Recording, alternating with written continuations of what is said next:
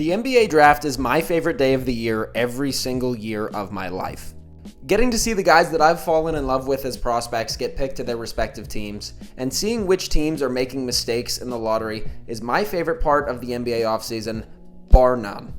So I've put together a mock draft for the 2026 NBA draft, and we're going to go through it together. I'm going to give a brief analysis of each player. If you want the full in-depth analysis, those have been uploaded to my TikTok. This video is made with the picks as they stand now. I'm not making any trades or simulations. And this draft order is also subject to change, especially at the end of the draft. There's a lot of teams that are going to be picking in different spots depending on if they win or lose. So, to get this started, we have Debonsa going number 1 to the Wizards. This guy is an absolute freak of nature on the offensive end. He has good court vision and pass accuracy. He's an unreal athlete. He's a versatile scorer with a whole bunch of moves. He can shoot on the move. He can shoot from the catch and shoot. In general, guys with a good handle who can either go through you or go around you is a giant weapon on the offensive end in the NBA. Granted, AJ is a bad defender, but I blame half of that on BYU. They were injured, they had the ball in AJ's hands constantly, and they encouraged him to take plays off in order to carry that load on offense. A freak athlete like him averaging only 0.3 blocks a game is unheard of, and I'm sure with time it will get better. AJ averaged 25, 7, and 4 on decent efficiency this year. He led all of college basketball in scoring, and there's a reason he's been mocked at number 1 since before the season even started. On to pick number 2, we're going to see the same trend carrying out. The big 4 are being picked in order. Darren Peterson is going to the Utah Jazz. DP is my current best player in the draft. I think his ceiling is unreal, and I think just the base value he gives you, assuming he plays, is absolutely unreal. Obviously, there are question marks around his health, but we've been told that his cramping issue has been solved, so moving forward, I'm treating Darren Peterson as a fully healthy prospect.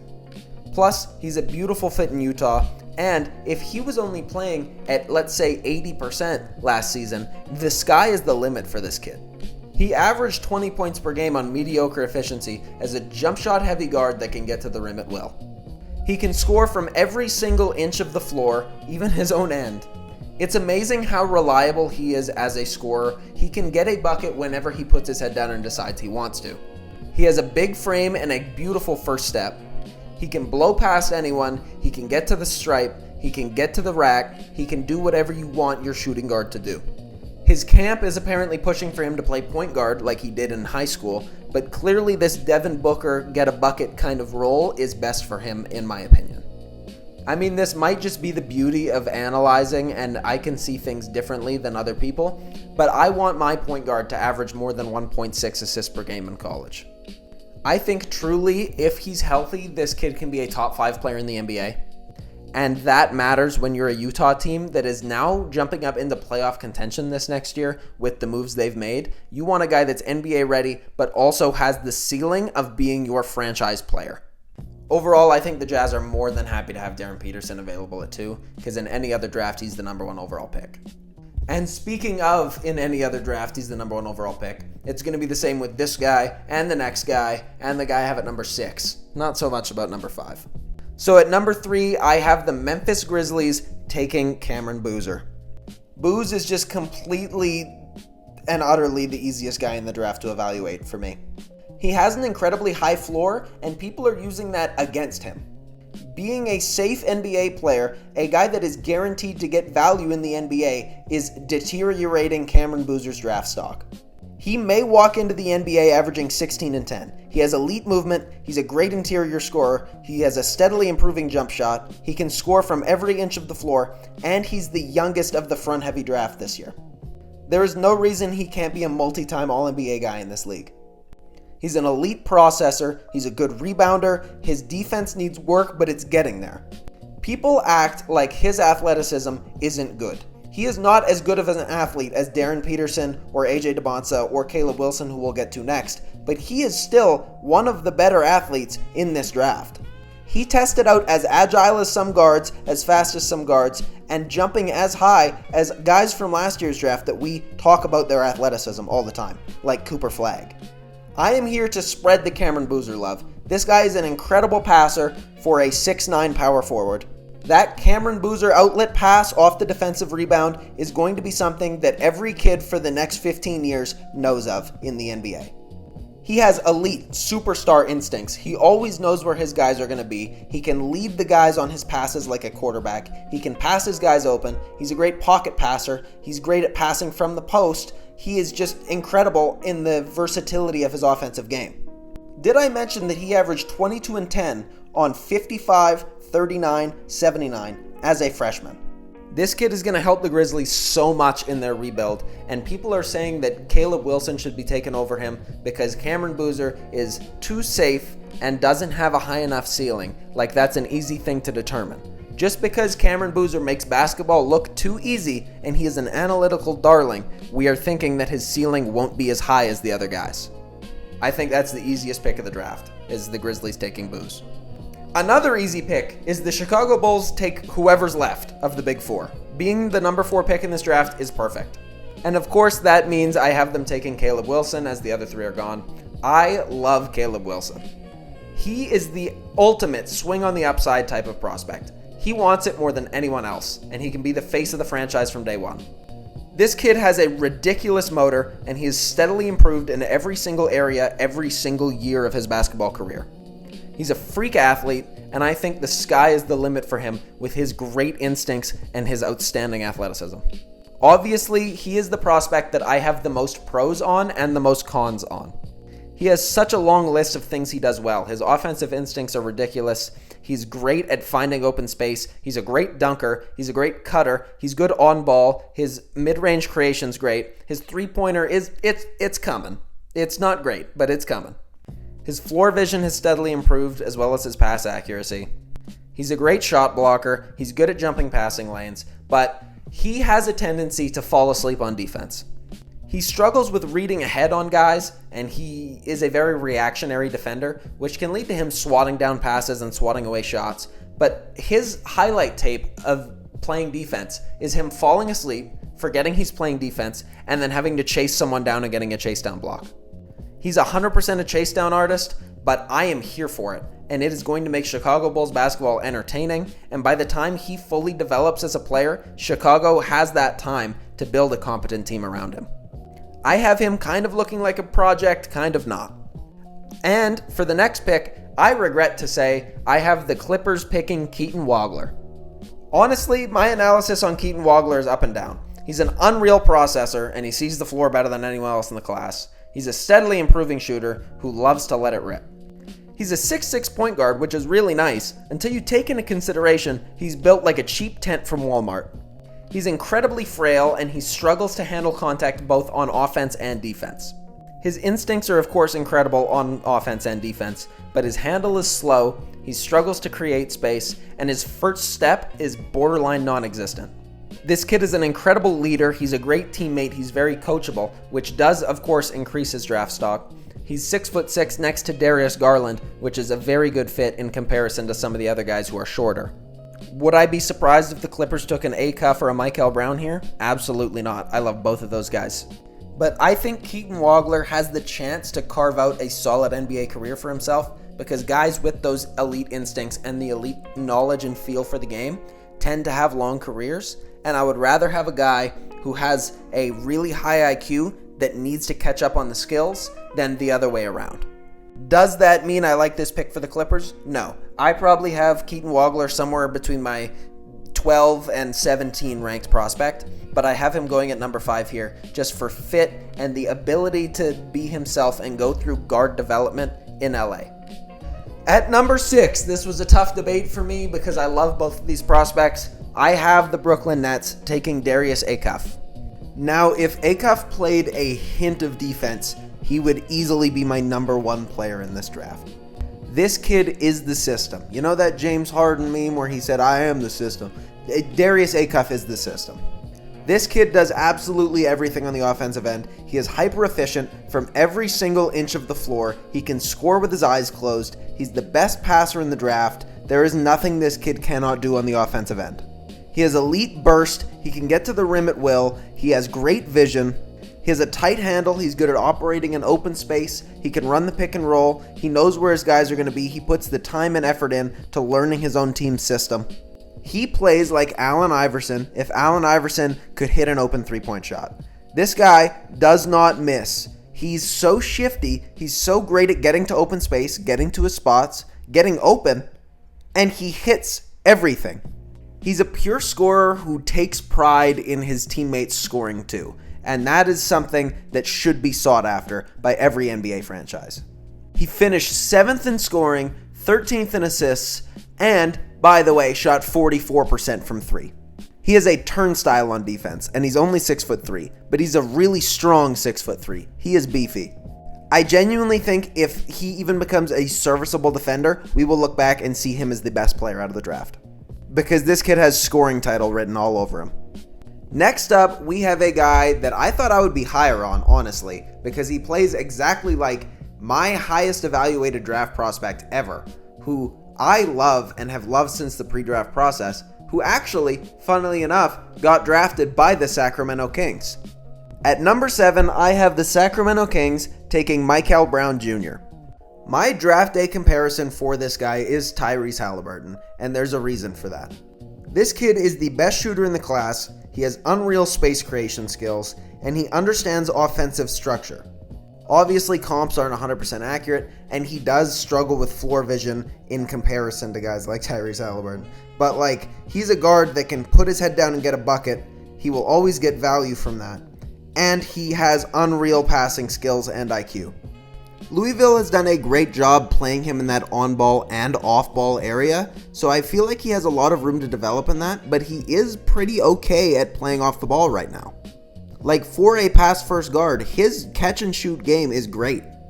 I mean, let's be real, does pass-first even exist anymore? Brown's size at 6'5", it does leave a relatively high defensive upside, but his interest in playing on that side of the ball will determine his future. Obviously not the most defensive-minded guy, but he does have the tools. We'll just see if he can put them in place. Overall, great passer, great shooter, best shooter in the draft, potentially. That's my opinion. But I see this as a no-brainer for the Kings, really. Plus, I do think they regret trading Tyrese Halliburton, so, why not get him back? And this next pick, I don't know what comp I would give him, but it is the Hawks at number 8, taking Adara. Just an outstanding combine mixed with a national championship, and all of a sudden Adara goes from a guy I had being picked at 25 to now being picked inside the top 10. Although I don't view him as a top 10 talent, he's simply the best center in the draft. This draft is so spectacular that this is a place he could realistically go to help the Hawks immediately. Mara's strengths are finishing firm at the rim and denying it at the other side, both of which Atlanta needs desperately, because Onyeka Okongwu has proven to be less than expected in terms of rim protection. Additionally, you just need a big defensive guy when you have Jalen Johnson on your team, who I thought was going to be a great defender, and he forgot how to play defense once he started handling the ball.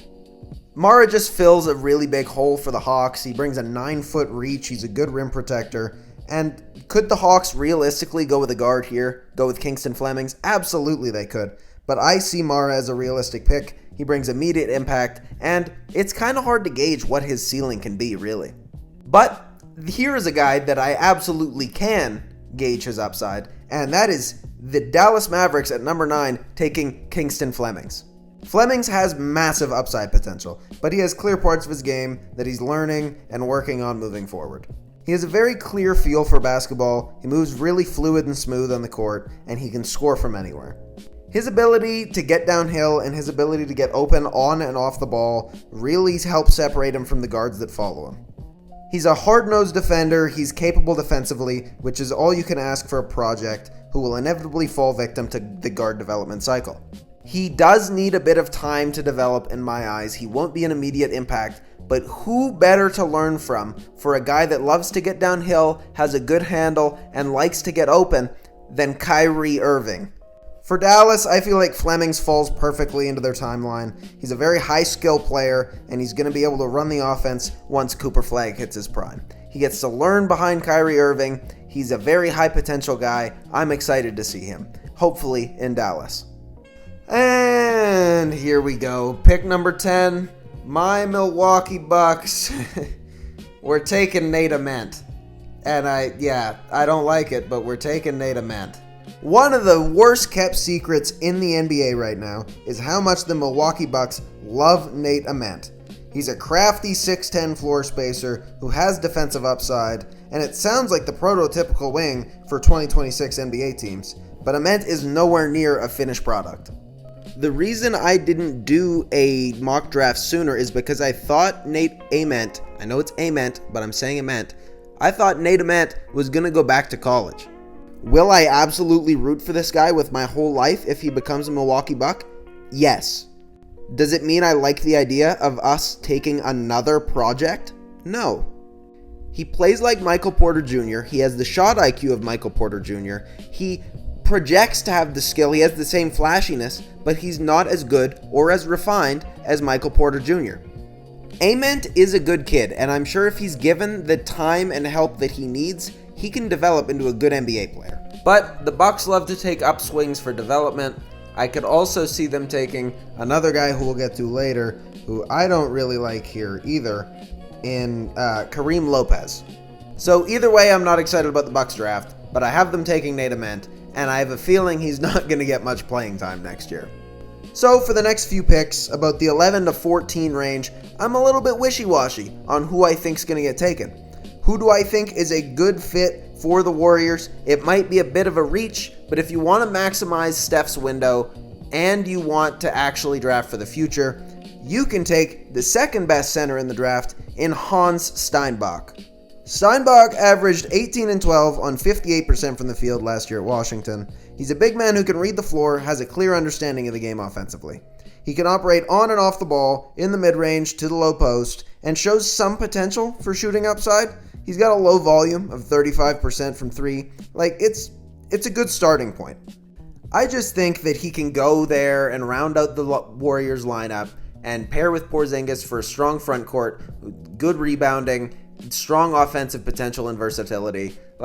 I just feel like if they're buying into the Steph window, this is a completely realistic pick. That or Yakel or something. But if you're not buying into the Steph window, I would take a chance on a guy like a Jaden Quaintance and see what he's got. But I like Steinbach for about as much as I can like a center. I don't really like centers very much. But I think he's a good fit here, and I think this is a realistic spot he could go. I do, however, feel if he doesn't go to the Warriors at 11, he won't go until pick 18.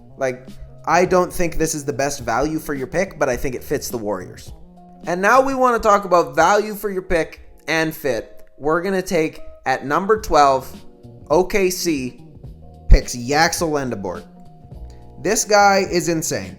He is 22-year-old LeBron James, just a little bit worse in every area. And realistically, when you're talking about one of the best players of all time, my best player of all time, you don't get much better than him taken down a notch. The only reason Yakel's even here is because of his age. He should have been way higher in the draft, and he would have been had he been younger. But he is 22 years old. He has a strong offensive foundation, even though offense isn't even his selling point. He stands at 6'9", 240 with NBA strength and consistency, and he threatens to make an impact right away. He's a really smart player, and he's a consistent player. He handles pressure flawlessly. He makes the right plays every trip up the floor, and he would be a threat to steal Rookie of the Year honors if he didn't end up playing beside all NBA teammates on the deepest team in the NBA. I'm going to say this kid, even though he's my age, is the real deal. This guy's insane. And the fact that he's in this draft falling to 12 because he's a senior is a little bit of an oversight on many NBA GMs. I think he deserves to be taken earlier, and of course, he falls to OKC, who are going to win the championship, and then everyone's going to be sad. But that means my boy, my best kept secret in the NBA draft up until he decided to show up and show out at the Combine, gets taken at pick 13. I have the Miami Heat selecting Cameron Carr from Baylor. He is the steal of the draft, along with Leberon, who we'll get to later. I love him. He's a great scorer, great athlete, great defender, and he has room to grow in every single aspect. He reported in with a giant wingspan at the Combine, which already turned some heads, drew some attention. But then he showed up and showed out in scrimmages. He was lights out from 3, he was a lockdown defender, he facilitated well, and he let the game come to him rather than rushing things. And that's who Cam Carr is, and that's who he has been this entire draft process, and people have just been overlooking it. People are now seeing that he's good, and now, of course, since we see him as good, we downplay his potential. This kid has genuine star potential. Could he be the face of a team? Not entirely sure, but he could be number 2 option on a championship team, in my mind. That is where his development goes. I mean, the guy averaged 19, 6, and 2 on 49 from the field and 37 from 3. Carr finally showed the world who he is, and I think the Heat, who are a team that want to win immediately, they pick him, and it's a no-brainer. It's a low-risk, high-reward pick, and honestly, I don't even know if Carr falls this far in the draft. I think he should realistically go top 10, maybe at 11 to Golden State, but I think he falls to the Heat, and I think they win the draft. At pick 14, I have the Hornets selecting Jaden Quaintance from Kentucky. Now, Quaintance is such an interesting prospect to me because you see a guy averaging 5 points and 5 rebounds, and you think, why is he going in the lottery? Add on to that the fact that he has health issues. This guy is a complete boom or bust prospect in my eyes. And the Charlotte Hornets, who had the best record in the NBA when all their starters played, they can afford to take this swing, in my opinion. Quaintance is an otherworldly athlete and defender. A guy who brings energy, rim protection, and the ability to run the floor. Obviously, the offense is lackluster, but Quaintance thrives off finishing plays of others. With Ball, Knipple, and Miller running the helm in Charlotte, we've seen guys like JQ find success consistently by finishing at the rim and playing hard. He will be given opportunities. The ability to play the 4 or the 5 will allow Charlotte to run a double big lineup consistently. There are many question marks, obviously, around his availability, but the upside is far too high in my mind to allow him to drop past pick 20. Ridiculous athletes at the center position who bring rim protection just fit with this Charlotte team.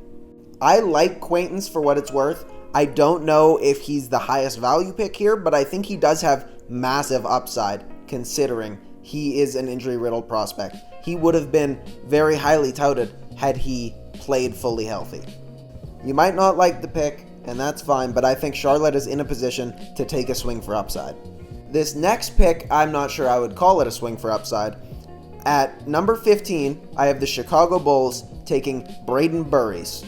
The 3-and-D shooting guard is one of the most sought-after archetypes in NBA history at this point, and Burries fits it perfectly. He may have played a bigger ball handling role, a more on-ball role at Arizona, but he shows strong defensive instincts and the ability to play within the flow of the offense. He did what Arizona needed him to do last year, and I feel like that is why he's slipped a little bit, down to 15. He has limitations as a lead guard and shot creator, but the ability to score consistently off ball will fit perfectly next to Josh Giddey in Chicago. He's a hard-nosed defender, he understands the offense, he understands the defense, he's always in the right spot at the right time. His jump shot is the best part of his game. Mechanically, it's very clean and repeatable with very little need for growth. He can rip this thing over and over and over the exact same way every single time. He's not a franchise cornerstone, but the Chicago Bulls just drafted that at 4th overall. This guy will be along for the ride. He can be a starter in this league forever. I don't know if he has that all-NBA upside, but I don't think every single player needs that, right? He can be a third option for a very good team. That is where I see him in the future. Granted, I could also see Burries going as early as 11 to the Warriors. I think he is a very good player, and I think he was in a limited role at Arizona, but honestly, this kid is good. He averaged 16, 5, and 2 on 49 and 39. He's an effective player. That jump shot is lethal, I'm telling you. And you want to talk about lethal. Let's get to the next pick. My boy, the Memphis Grizzlies at 16 select Leberon Phylon Jr. Phylon averaged 22 and 5 on 50, 40, 80. He is an incredibly efficient, effective player that knows what the hell he is doing. Insiders are still reporting that Jaw's out. Ja is getting traded in this offseason, which means Memphis has the perfect opportunity to draft their dynamic duo the next 10 years in Phylon and Boozer. He is my favorite player out of the draft. I love Leberon Phylon. He fits my favorite NBA archetype, which is the floor general point guard. He looks really comfortable operating a pick and roll and running an offense, never rushing or forcing without need. His timing is phenomenal. This guy senses pressure, he holds onto it, he hits at the right time. He's actually perfect at running an offense at the college level at least. Defensively, he's shown flashes, working hard and fighting through screens, watching passing lanes, and staying committed 100% of the time. However, sometimes he leans a little bit too far into one of those, whether he focuses too hard on fighting through the screen that he lets a guy behind him slip past. Sometimes he can let up defensive breakdowns because he has a one-track mind. I see Mike Conley when I watch this kid play basketball. Always making the right read, taking matters into his own hands when the time comes. His athleticism is a step behind for his size, but Keaton Waggler went 5th, man. So that athleticism can't be the end-all be-all. And I mean, he's 6'4" and puts in effort on defense. That is more than a lot of guards in the NBA at this point. In my mind, it's just, if Memphis could draft Mike Conley and do it all over again, next to Cam Boozer, they would. So I have them taking Leberon Phylon here. And at pick 17, you know who gets another prospect that they can take a swing on upside for, which is super cool. At 17, I have the Oklahoma City Thunder choosing Chris Sinach Jr. I mean, OKC just gets to take a guy at 17 who has unreal upside, but maybe 3 to 4 years down the line, right? Sinach is not by any means polished, and he will need a lot of time in an NBA environment to develop into the kind of guy he wants to be. He moves really well for his size, he has incredible athleticism. His biggest selling point, besides his athleticism, is his willingness and understanding of playing off the ball. He understands that he doesn't need the ball, and he knows how to be effective without it. He navigates the floor really well, finds gaps and attacks them. He isn't scared to crash the offensive glass, and there's no team better for a developmental project than the Oklahoma City Thunder. This kid's going to be nasty in the future, but if he was drafted, say, to the Hawks at 8, I don't know that he would be nasty in the future. But I think this is the perfect situation for a guy like this, and he's not going to come out the gate swinging, but he will eventually be a very good NBA player. I think in his freshman season, he only averaged 9 and 8. I say I think, I'm going to put it on the screen. But he only averaged 9 and 8. He's 6'11". He still has room to grow. He's just an unreal athlete with a good understanding of the game. The skills aren't there, but they will come with time. And then we move on to number 18, where I have the Charlotte Hornets selecting Kareem Lopez. As of right now, it's not the Bucks, thankfully. But, I don't even hate this kid as a prospect. I just don't think Swiss Army knife guys are good to take in the first round of the draft. Granted, Kareem Lopez has been playing in a professional men's league, and it shows in his ability to understand a system. I have no doubt, no matter which team he gets drafted to, he will fit into their system one way or another. He knows what he needs to do to get playing time. Obviously, with him being a Swiss Army knife kind of guy that I mentioned, he doesn't excel at one specific skill, but rather he's serviceable in all of them. He's not a finished product, he has plenty of room to grow, he's still 18 years old, but he could potentially play rotational minutes for a Charlotte team that needs immediate depth and long-term fit. I think Charlotte is a great place for him to go, where he can play right away, but also take his time and actually develop. For the next pick, as much as I don't really like the idea of drafting for fit, I think the Toronto Raptors at 19 have a blatant need in this draft. Well, actually, they need two. They need a guy that can switch a lot on defense, but I don't think that's available here. So what I'm saying is, at 19, the Toronto Raptors select Bennett Sturts. This is another guy that I feel is being overlooked just because of his age. He's 22 years old. But Sturts is NBA ready, and he knows how to run an offense, which the Raptors need. If the Raptors had a point guard, they would have been in a much better situation in those playoffs. This guy is an elite processor and a great passer, leading to very low turnover numbers. His turnover ratio is great. He's great at snaking screens as well. Defensively, he projects to be decent at best, so having strong defensive pieces around him, like the Raptors have, is really important. He lacks a strong left hand and good rim finishing, but he is quicker than you'd expect. I don't want to use the term sneaky athleticism for the white point guard, but still. It feels like his skill set would be best utilized in an offense like Darko's, which increases the appeal at 19 even more. I feel like the whole communism ball, share the ball, everyone touches it, everyone scores 15 points is a great system for Bennett starts to run. I don't see him as the highest ceiling prospect ever, but I do think he has room to grow, and I don't think people are giving him credit for that. But a very high IQ, stable, ready guy that can come into the lineup and give impact right away is nice for this Raptors team that just got a taste of competing. And speaking of competing, this next team, who's drafting at 20, might be in the finals by the time this video comes out. I'm not sure when this is coming out. At 20, I have the Spurs selecting Merez Johnson Jr. This is just another guy who took a huge leap at the combine. He's a freakish athlete with strong instincts, and he has great two-way potential, and playing next to Wembanyama could be terrifying. He's obviously not a finished product, but projects to impact the lineup for San Antonio somewhat early, while having some upside offensively as well. Obviously, he's here for his athleticism and what he could be, but again, a team like this has the opportunity to take a front court player because their front court is their weaker part and hope that he develops into what he could be. The Spurs and the Thunder and those kind of teams can take these upside swings. Merez Johnson had a huge combine. He just won a national championship.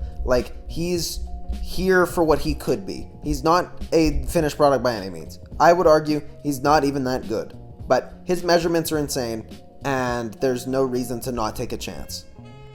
At 21, I have the Detroit Pistons selecting Christian Anderson from Texas Tech. I mean, he just averaged 18 and 7 on good efficiency. He's above a 40% three-point shooter. He just projects to be reliable, efficient, and productive as a secondary ball handler, which the Pistons desperately need. I confidently said that Darius Akuff was the best passer in this draft. I think Christian Anderson is a very close second. I feel like I should have been less confident about Akuff earlier. I think Christian Anderson can come in and be a bench engine for the Detroit Pistons, which is obviously a real need if you watch that Pistons series, if they just had another option. He is a polished prospect, he knows how to run an offense, and he can make an impact immediately. And he's still only 20 years old. He has a very high ceiling. I can see this guy even definitely not in the starting lineup for Detroit if they want Cade as their full-time point guard. But just to run that bench unit for Detroit for the foreseeable future, he could be huge for them. He's just an elite passer. He has great vision. He can see guys getting open. He visualizes it in his mind with his eyes closed, I guess, and just hits it every single time. I've never seen this guy miss a pass. Add on to the fact that he's one of the better shooters in this draft, shooting above 40%. This is just a very low risk pick for the Pistons, and I think it's exactly what they need.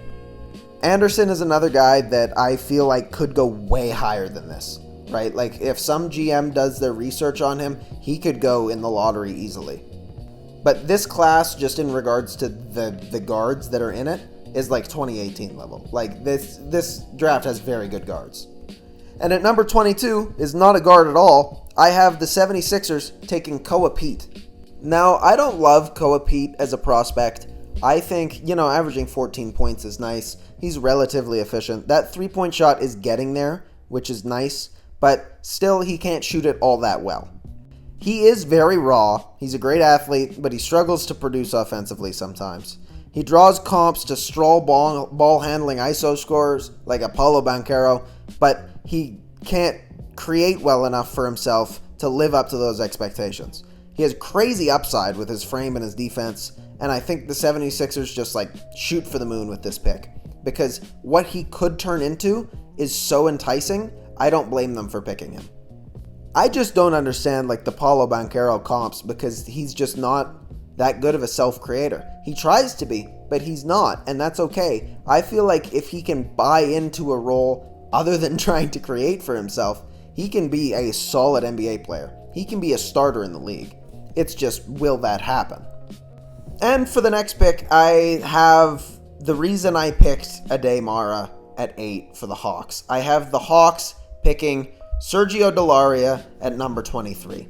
This guy is another sleeper. I feel like there's a lot of sleepers historically that come from these overseas regions. because he's been playing in Spain. He's a 6'6" point guard, only 19 years old, and he's been playing in Spain, so nobody knows that this guy exists. He has unreal processing and court vision, but he doesn't have any athleticism. Does it remind you of anyone? Maybe Keaton Waggler? I mean, like, my scouting report on Delaria is the same as my scouting report on Keaton Waggler. I just feel that he's a step behind when it comes to the intricacies offensively, like the consistency. He struggles defensively because of his lacking athleticism, but he's been playing against men already, so he projects to be more NBA ready than a guy like Keaton Waggler.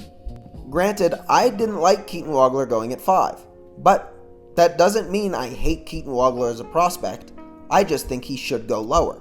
Sergio Delaria, I like for this value. Pick number 23, I think, is the right spot to take a guy like this.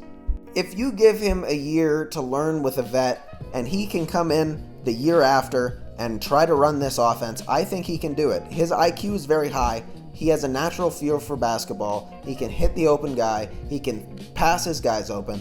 I think he's completely fine if you give him that time to develop. And I think the Hawks are the right place to take that chance.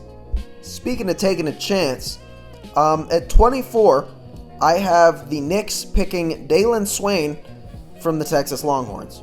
Like, Swain's numbers have gotten better. His three-point shooting, namely, has gotten better, going from 25% the year before to 34% last year.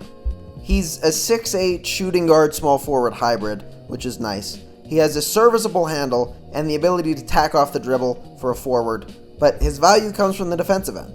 Like, of course, having that offensive versatility, a guy that can create for himself at the small forward position, is nice. But when you have a guy that has elite defensive instincts, he's a good mover and athlete with the potential to guard 1 through 4, depending on the circumstance. Obviously, you wouldn't want him guarding Giannis, but like, he projects to struggle offensively in the NBA because his self-creation skills still do need some work. But his defensive versatility could impact the team right away. And if he keeps improving that three-point shot, he won't need to create for himself. He's playing with Jalen Brunson. Like, he'll be fine. But, like, he can impact this team right away defensively. I see him as, like, a Jared Vanderbilt, but with a better handle. And, like, better three-point shooting skills, hopefully. Because some of you may not know, but there was a point in time where Jared Vanderbilt wasn't completely unplayable because he didn't know how to play offense. That came later in his career. Obviously, I don't think Swain is as good of a defender as Jared Vanderbilt, but also Swain's offense is good enough to the point where you don't have to bench him. And like, for a small forward, being able to guard all those positions is nice, and just learn to knock down that three ball and you can have a job as long as you want it in the NBA. And speaking of knocking down three balls, at 25, I have the Lakers picking Henry Visar. He's a 7-foot-something center from North Carolina. He's a teammate of Caleb Wilson. Y'all know who that guy is. He's a finesse big man that lacks in certain big man areas. That's why he fell so far. I mean, like, the guy averaged 17 points on 60% from the field and 43% from three. Like, he is him when it comes to offensive consistency. That's what he does. But remember how I said he was 7 foot and he didn't really do what you want your big man to do? He's a limited rebounder for his size and not a very good rim protector. And his defensive impact is a negative mark on his resume. Like, the stretch 5 has excellent touch around the rim and even better touch from three. Like, he's insane. But like, he's light for a 7-footer at 225 and he gets pushed around a lot. He's not a very good rim protector, so how do you have your 7-foot center out there and he can't guard the paint? But, I mean, we've seen guys put on muscle upon reaching the NBA and not completely lose their shooting touch. Say he drops from a 42% three-point shooter to a 39% three-point shooter, but all of a sudden he has the muscle to not get completely thrown around in the paint every single play. All of a sudden, the Lakers have their center of the future to go next to Luka Doncic. Everyone's happy. But right now, assuming the Lakers get a new center in free agency that's not DeAndre Ayton, it's like Visar can come in, give you 13 minutes off the bench, hit a few threes. Like, that's what you need him to do while he puts on that muscle. Granted, there's a chance he never puts on that muscle, and then you drafted a wacky inflatable arm balloon man at number 25, and it is what it is. And speaking of it is what it is, number 26 I have the Denver Nuggets choosing Isaiah Evans from Duke. I mean, he's a 6'6 shooting guard. He averaged 15 points on mediocre efficiency, but he's a jumper-focused guy. He doesn't really go get a bucket in the paint unless he has to. If he has an open lane, he's going to do it. But he doesn't take a bulk of those shots. He's very jumper-heavy, so naturally, his efficiency is lower than most. Honestly, I just see him as a guy that can go get you a bucket, great 3-level scorer, with great finesse, shooting touch, confidence. Awesome. He's limited offensively outside of scoring. Like, his court vision and passing have yet to develop, to be honest. He's a very big swing for Denver, as I see Evans as an all-star or out of the league in 5 years type of player. Like, there is no in-between for Isaiah Evans, because when you have that guy that all they can do is score, but they're not at that level, you get a Cam Thomas, and that's dangerous. If the offense translates to the NBA, you can live with his lack of team play and defensive struggles. But if it doesn't, he won't contribute in NBA level. So I'm just being real. It's a 50-50 chance. I like the pick for Denver to see if you can maximize what you're working with.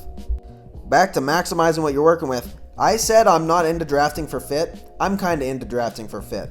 At number 27, I have the Celtics taking Malik Thomas. 6'5", point guard, Arkansas, the teammate of Darius Akuff. You saw him in the Darius Akuff highlights. This kid's kind of nice. This guy almost strictly operates from outside. He brings a high motor and deep range, which is nice. That is Joe Mazzulla right there. Like, he is absolutely rabid on defense. Like, for the love of the game, he loves offense and defense. He goes at it all the time. He is frail, though. Like, he is a light, slightly built guy, which leads to struggles with contact and trouble defensively on occasion. But, like, the Celtics need a point guard who can buy into Mazzulla ball, so this fit is kind of perfect in my eyes. Like, this guy just loves to let threes fly. I'm wide open, why not let it fly? And, like, he'll dig in on defense. And he's a freshman, like, he's young. Why not take a chance on him if you're the Celtics and see what he can do for you? And then, for pick number 28, we're back to the Swiss Army knife kind of guys. We have the Timberwolves choosing Joshua Jefferson, who, I mean, he's a power forward, 6'9", pretty standard build, and he's a jack-of-all-trades guy. He can, immediately impact this Wolves team, but I'm not sure how great he can be. Because, the other part of that jack-of-all-trades is master of none. Like, this Wolves team just narrowly missed the conference finals for the first time in 3 years. They want something to immediately help them. So, I mean, his upside is relatively low in exchange for being an immediate impact guy. The Wolves would love another creator with IO testing free agency, but I don't see many worthy of this spot in the draft. They might be able to get one in the second round, but right now, it's a reach to take any of the guards that are falling to round 2. At pick number 29, I have the Cavs picking Baba Miller. This guy was the MVP of my 2K My League 2 years ago, before he recommitted and then recommitted again and never ended up going to the NBA draft. He's a senior. He's another combine riser. He's a good creator. He moves really well. He projects to be a good defender. He has good size. He's 6'11" for a power forward. It's a high reward banking on potential for a 22-year-old. It's hard to bank on potential for a 22-year-old, but I feel like he does have a lot of room to grow. He averaged 13 and 10 on good defense, and he was good from the field. He can't shoot threes, but I feel like there's no reason to not take him here if you're the Cavs. And lastly, at pick number 30 in the draft, holy, this has been a 45-minute video already. Milan Momcilovic, is that how you say it? I've watched 4 Iowa State games, but Milan Momcilovic, yep, he's going to Dallas. I've watched a bunch of his tape, but I don't watch tape with audio, so it's I don't hear his name. Okay, anyways, he's a big body pure scorer. I like watching this guy because he does absolutely nothing but put the ball in the hoop.